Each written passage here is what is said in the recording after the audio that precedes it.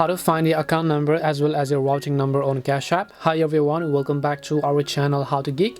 In today's video, I'm going to give you a couple of tips on how you can find out the account number as well as the routing number of your Cash App account. So make sure to watch the video till the end.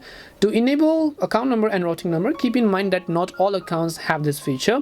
I personally also do not have this feature inside of my account, but I will show you the process on how you can get it, because for this you have to verify your identity and have a legal SSN and everything else to do. So to find your account and routing number, all you need to do is just open up Cash App.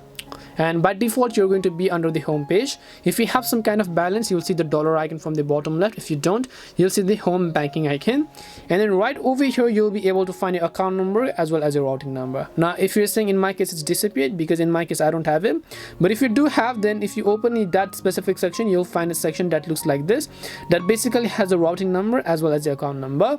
And when you tap on both of these, account number or the routing number option, it will ask you the option to copy your account or routing number, and then you can view all of your account number in a full manner.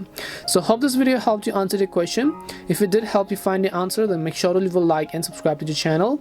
If you have any questions though, feel free to leave them down. Thank you very much for watching, and see you in the next video.